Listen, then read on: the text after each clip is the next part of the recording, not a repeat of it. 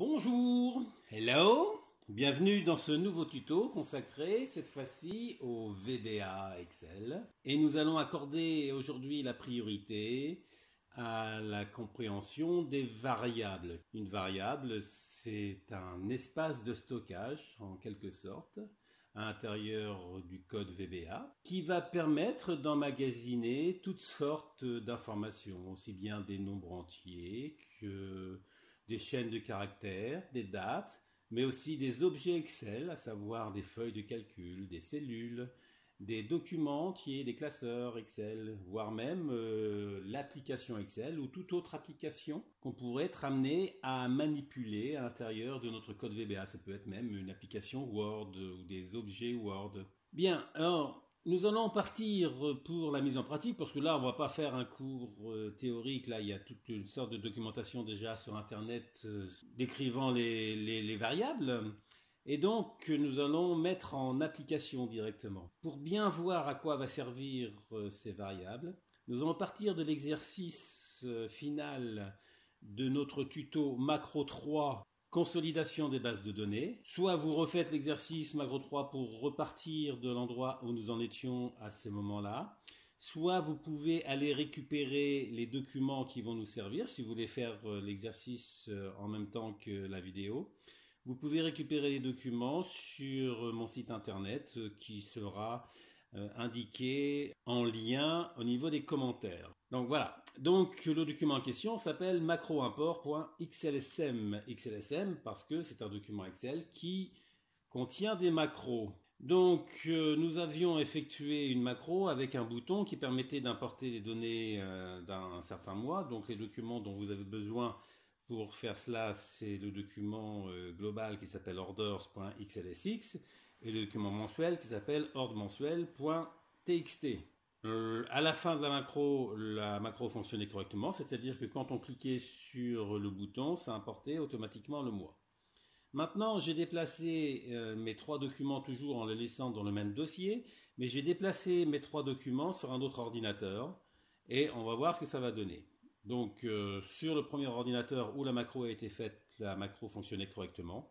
Sur cet ordinateur-là, quand j'essaye de l'exécuter, voilà, il se plante parce qu'il me dit qu'il ne peut pas trouver le document en question. Tout simplement parce que à l'intérieur de la macro, il a mémorisé le chemin dans lequel se trouvaient les fichiers à partir de l'ordinateur sur lequel on exécutait la macro. Le fait de changer d'ordinateur, le chemin change. Donc ce que nous allons faire du débogage. Débogage, ça consiste à aller voir dans le code l'instruction qui plante, la voilà, elle se met en jaune. Donc là, je vais me mettre en plein écran pour mieux voir un petit peu ce qui se passe. C'est-à-dire qu'il plante sur cette instruction-là, sur lequel se trouve le fichier que l'on veut ouvrir, orders.xlsx, avec le chemin qui avait été indiqué. Évidemment, pour le fichier texte par la suite, c'était le même chemin, et donc on aurait le même problème à ce niveau-là. Donc c'est cela qu'il faut arriver à corriger pour faire en sorte que quel que soit l'endroit où se trouvent les fichiers, la macro puisse fonctionner correctement.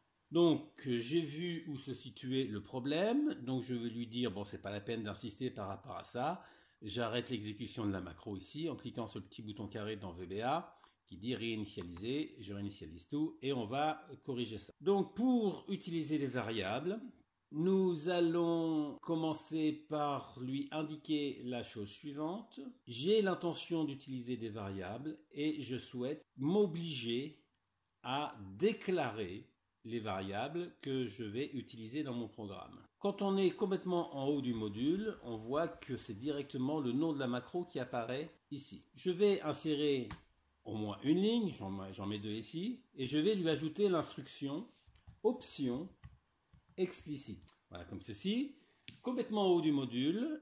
Cette ligne d'instruction-là signifie que si je souhaite utiliser des variables, comme ça va être le cas, il faudra absolument que je les déclare, que j'informe le programme qu'à un certain moment, je vais utiliser un nom déterminé qui correspondra à une variable. Alors, pour éviter d'avoir à écrire systématiquement cette instruction-là, option explicite, dans tous les nouveaux modules que je vais créer, je vais aller dans le menu Outils, Options, Et là, on voit qu'il y a une case qu'il faut cocher, déclaration des variables obligatoires. Donc là, elle était cochée et je n'avais pas option explicite tout simplement parce que cette macro-là, je l'avais créée sur un autre ordinateur. Si j'avais créé la macro sur cet ordinateur-là avec la case déclaration de variables obligatoires, l'instruction aurait été écrite automatiquement par Excel. En même temps, j'en profite pour vous rappeler que sur cette petite zone ici, largeur de la tabulation, par défaut, il y a inscrit 4.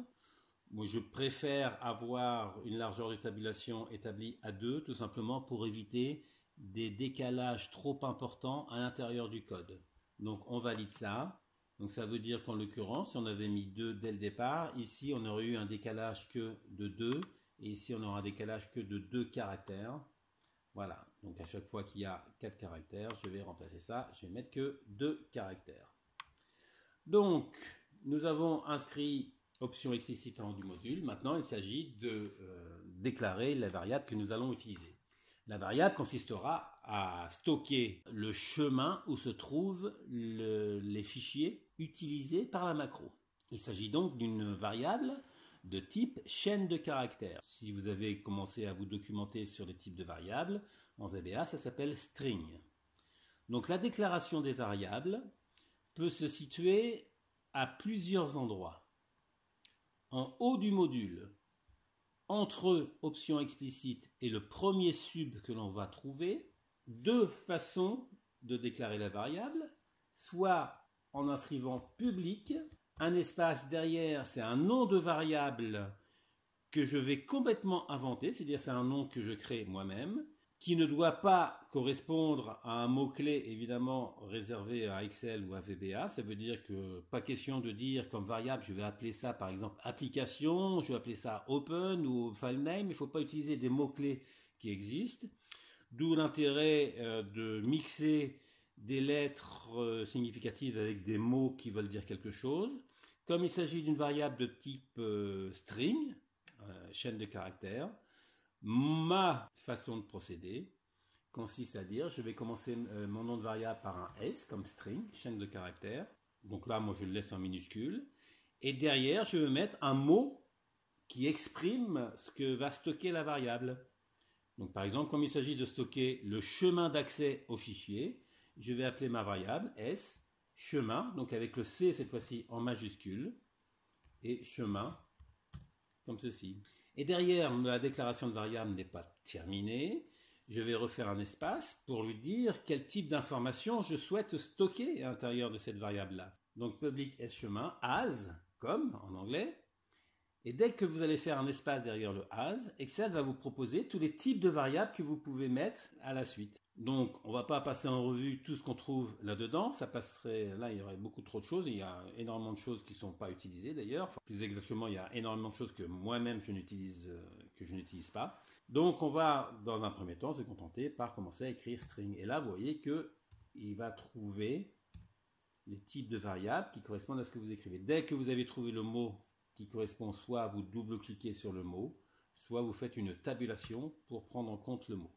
Voilà. Public s-chemin as string, ça veut dire que à partir de maintenant, à l'intérieur de s-chemin, je peux stocker n'importe quelle chaîne de caractères qui peut varier au cours du déroulement du programme, d'où le nom de variable. Le fait d'avoir mis public en première position ici, de déclaration, ça veut dire que dans l'hypothèse où j'aurais besoin de stocker une autre chaîne de caractères dans une variable de type chaîne de caractères, à l'intérieur d'un autre module ou dans un autre module privé ici, je ne serai pas obligé de redéclarer la variable. La variable, en quelque sorte, est publique, c'est-à-dire qu'on peut la réutiliser dans tous les modules de notre projet. On avait parlé un petit peu de vocabulaire dans les tutos consacrés aux macros, donc je ne reprends pas tout ce vocabulaire-là. Dès lors que je change de ligne, vous voyez que public se met en bleu avec une majuscule, le A se met avec une majuscule, le string se met avec une majuscule.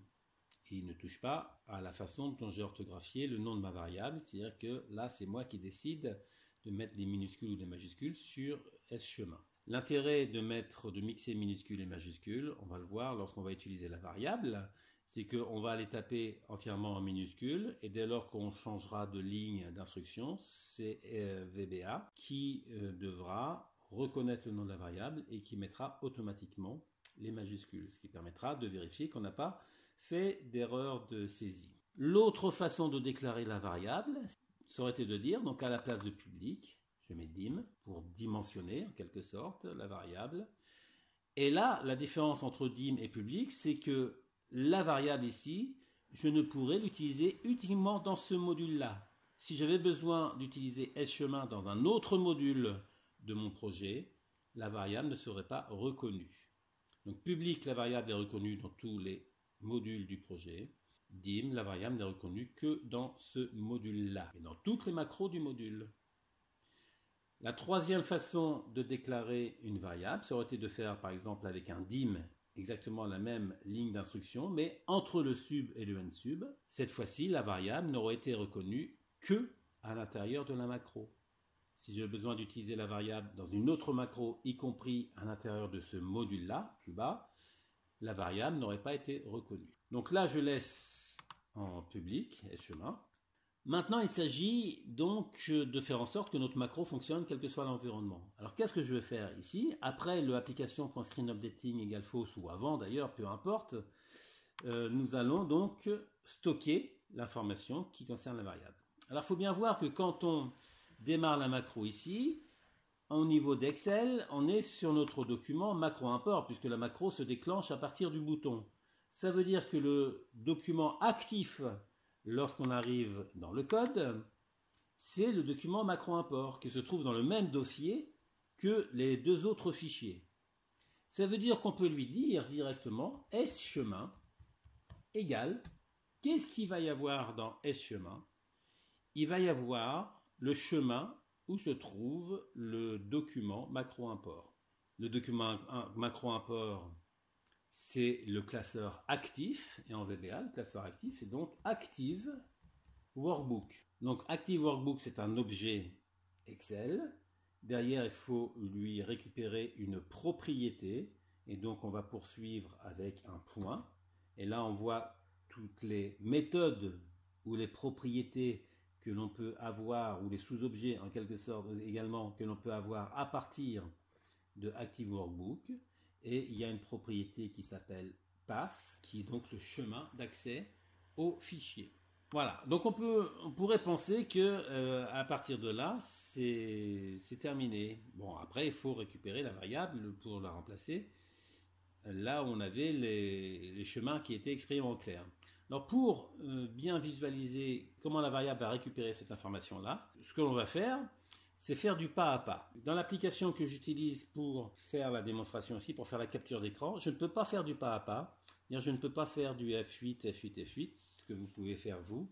Alors, ce que je vais faire, je vais simuler le pas à pas, simplement en mettant ce qu'on appelle des points d'arrêt sur chacune des instructions. Donc là, vous voyez que tout se met en marron. Je clique dans la barre grise à gauche de l'éditeur de chaque ligne d'instruction pour lui dire à chaque fois tu t'arrêtes ici. Bon là, je ne vais pas aller plus loin parce que c'est juste le début qui m'intéresse. Mais à partir et là, cette fois-ci, moi, plutôt que de faire du F8, je vais faire du F5 pour exécuter la macro. Donc je fais du F5 et donc on voit que l'instruction s'arrête sur application.screenUpdating égale false. Si vous aviez fait du F8, il aurait commencé par lui s'arrêter, à se mettre en jaune sur sub import mensuel, et après le F8, il se mettrait ici. La ligne qui se trouve en jaune, c'est la ligne qui sera exécutée au prochain F8.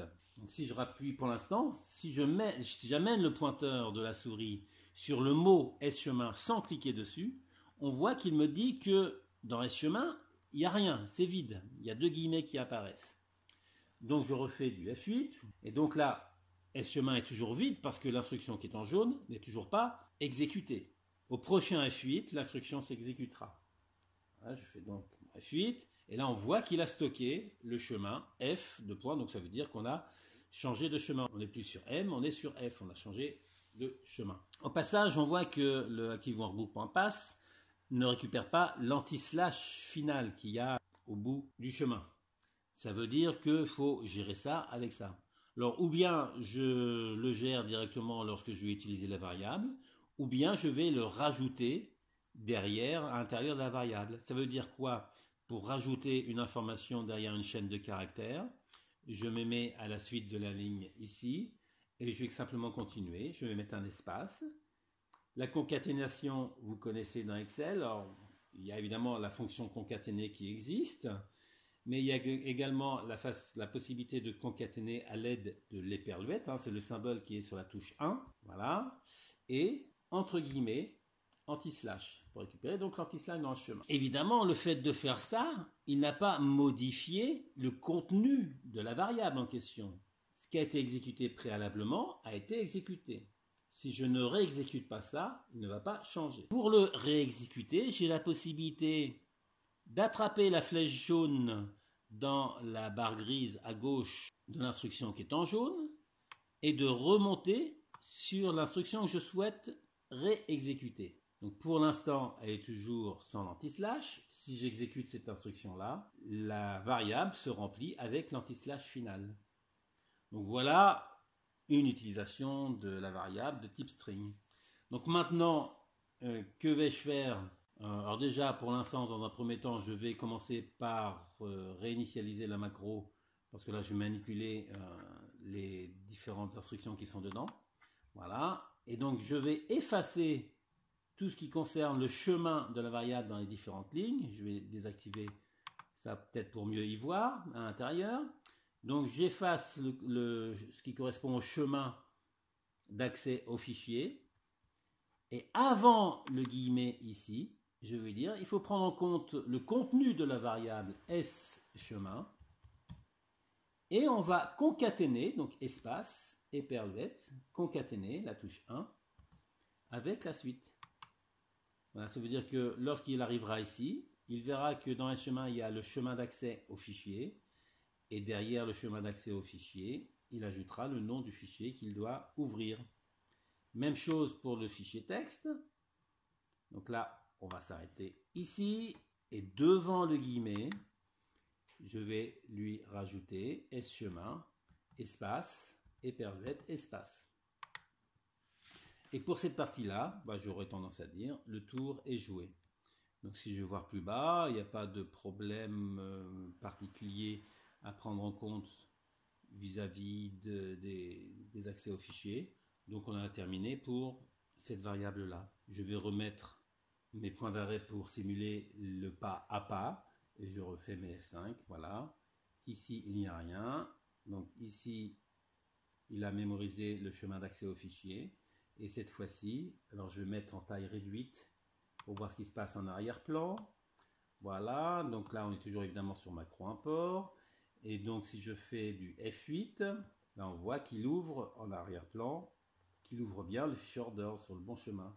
Même chose pour le fichier texte, je vais faire du F5, voilà, il ouvre le fichier texte et derrière il continue à exécuter ce qu'il a à faire. Donc voilà, si je continue à faire du F8, il va se positionner sur la cellule A4, il sélectionne l'ensemble du tableau.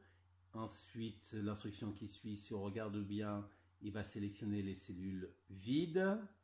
Voilà, il inscrit une formule qui correspond à aller chercher la première valeur de la cellule du dessus. Ok, il resélectionne tout le tableau, il copie, etc. etc. Donc là, après, derrière, comme il n'y avait plus de point d'arrêt, pour moi, il a continué l'exécution de la macro jusqu'à la fin.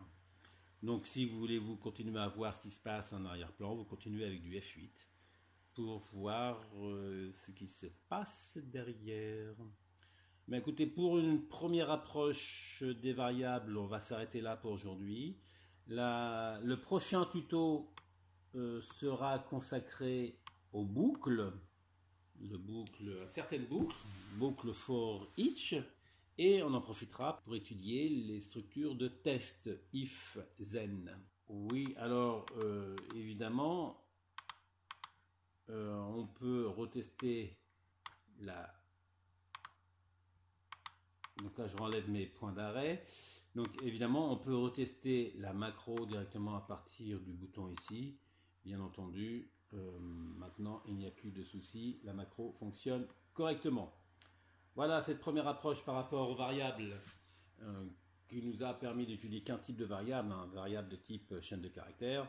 Mais après, pour les autres types de variables, le principe reste le même. Il y aura des petites subtilités par rapport aux variables de type objet. On aura l'occasion d'en parler à l'occasion d'autres tutos.